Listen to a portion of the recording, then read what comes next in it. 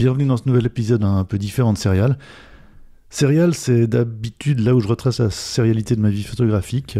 Alors, même si ça va être un peu différent cette fois-ci, bienvenue dans ce nouvel épisode. Donc, je montrerai aussi quelques photos en chemin au fil des digressions. D'abord, je vous remercie pour les messages à propos des nouvelles vidéos. Il y en avait qui étaient attendus, vu la régularité, ce qui se passe habituellement sur ce channel. Mais j'étais un peu submergé, j'ai besoin de faire une pause et de recentrer mon travail. Et surtout de repenser ma manière d'aborder ces présentations. Elles ne sont là que pour représenter un peu la surface de ce que je fais. Donc, ouais. Voilà, donc là, on passe sur les deux premières photos. Donc, j'ai eu la chance, la joie en fin juillet, début août, de me retrouver au nord-est de la Californie, donc aux États-Unis, à un rodéo dans un environnement un peu cocon, familial. Et donc c'était très sympa, mais j'avais perdu mes lunettes, ce qui ne m'est jamais arrivé, et je suis myope, donc je vois pas de loin, et le seul moyen d'avoir une vision nette, j'avais pas l'occasion de changer mes lunettes immédiatement, la seule manière de voir net était de prendre des photos, donc c'était assez bizarre comme expérience, une sorte d'expérience par petite capture, parce que tout était flou si je ne focalisais pas dessus à partir de l'appareil photo qui me servait de lentille.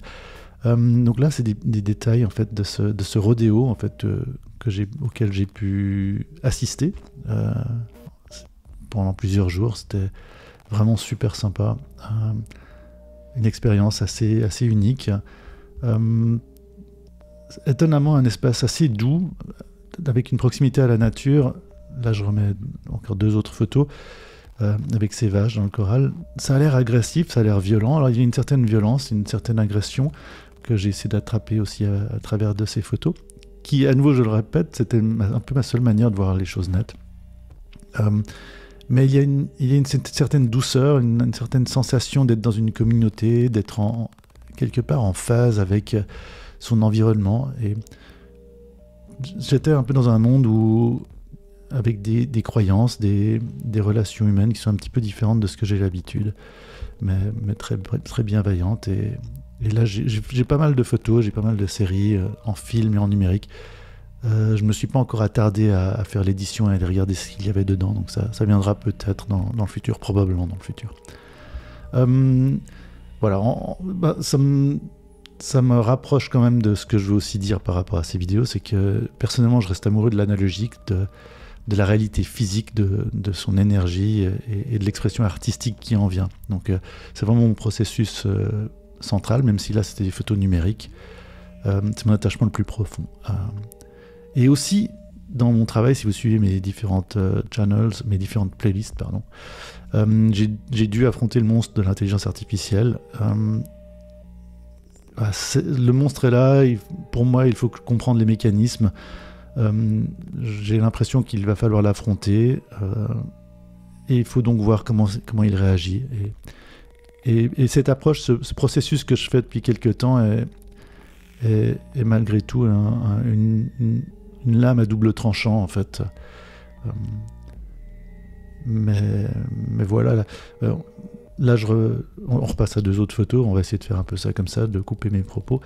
Là je vole, là c'est des images prises de l'avion, c'est le mont Rainier à droite et c'est rocheuse au nord, donc là c'est près de Seattle, pour retourner en fait en Islande en passant par le haut du globe.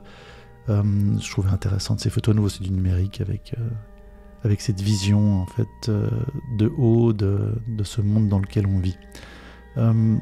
Mais aussi là, les deux images, un retour au film, parce qu'en revenant à mon monde habituel, j'ai développé les pellicules, certaines des pellicules.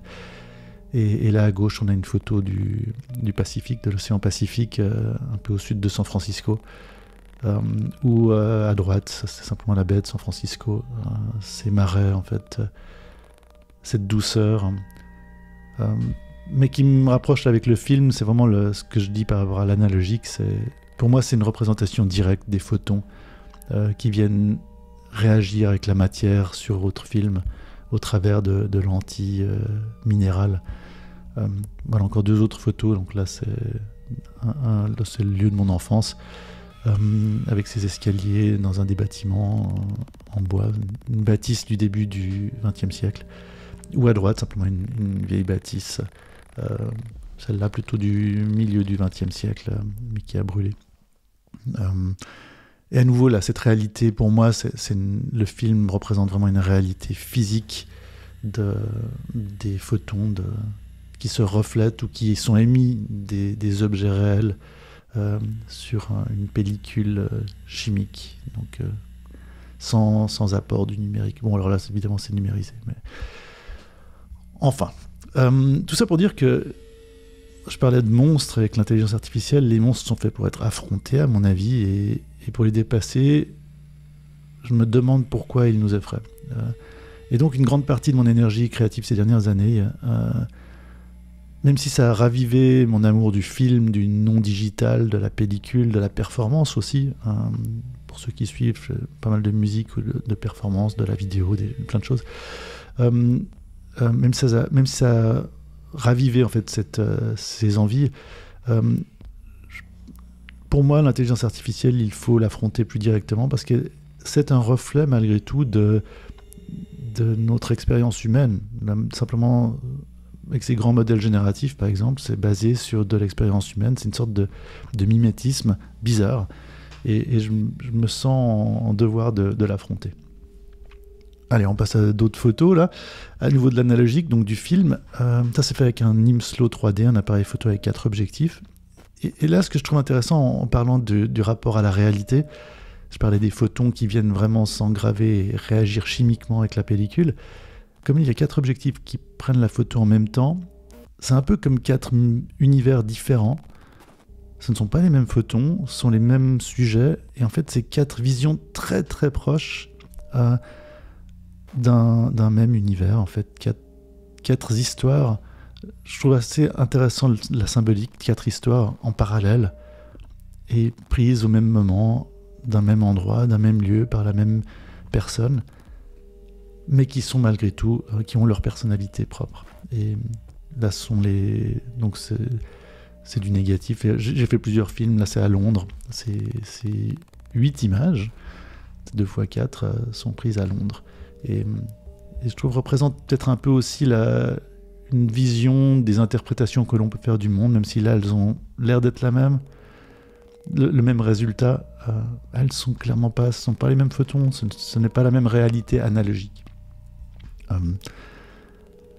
Et retour un petit peu à la discussion, mon travail, c'est, pour ceux qui suivent un peu plus de plus près ma démarche, c'est une affaire d'interface. Je m'intéresse surtout à la manière dont les choses se heurtent, réagissent, de la façon dont les objets inanimés peuvent interagir comme ça, mais aussi de la manière dont nous apprenons par ces interfaces à nous comprendre. Donc que les sujets soient vivants ou minéraux, pour moi, cette interaction est essentielle. Et donc, le moment est juste aujourd'hui. Je ne peux plus vraiment éviter les aspects politiques et philosophiques de mon travail. D'ailleurs, j'ai eu cette discussion en ligne. J'avais déjà eu avant, mais bon. Toute œuvre est politique, même si elle ne parle pas de politique. Alors, est-ce qu'il y a de la politique dans ces photos ? Pas forcément. Mais philosophiquement, il y a quand même des questions qui se posent. Et qu'est-ce que je veux exprimer ? Qu'est-ce que je veux transmettre ? Qu'est-ce que je veux mémoriser ? Sur quoi je veux m'attarder et qu'est-ce que je veux partager ?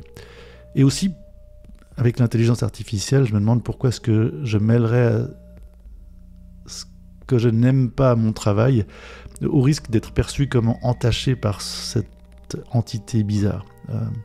C'est une question que je me pose.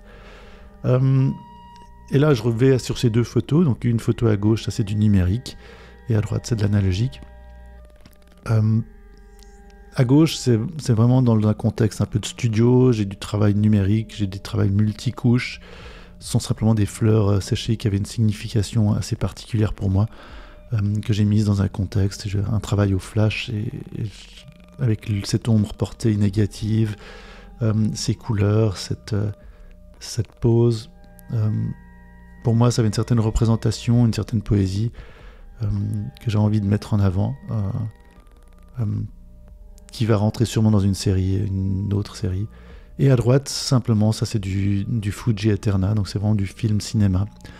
Et une photo en fait d'une plage sur la côte californienne du Nord, et avec des fuites de lumière c'est une des premières photos du rouleau. C'est un film sans remjet, donc sans la couche derrière de anti-halation, et ça crée un peu ces effets linéaires et ces aurores comme ça orangées, et je trouvais intéressant surtout le contexte de cette photo. Pour moi, c'est un peu des souvenirs un petit peu difficiles. Je trouvais intéressant là, ce rendu, et parfois justement l'aléatoire vient vous rappeler à ce que vous faites en fait.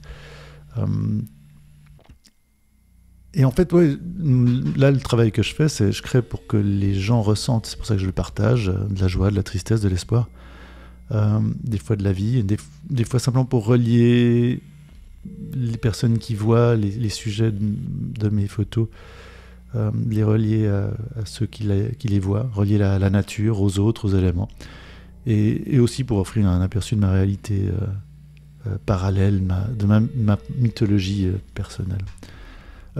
Et donc, c'est là où je reviens aussi au fait pourquoi je vais changer le format de la playlist.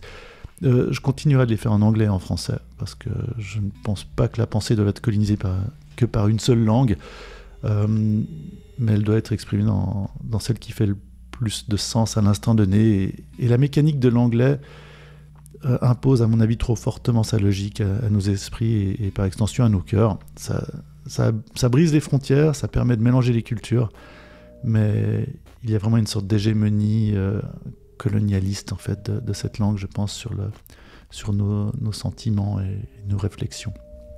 Et là, je reviens à des photos. Voilà, mon travail est extrêmement basé sur du minéral, pour ceux qui suivent ce que je fais.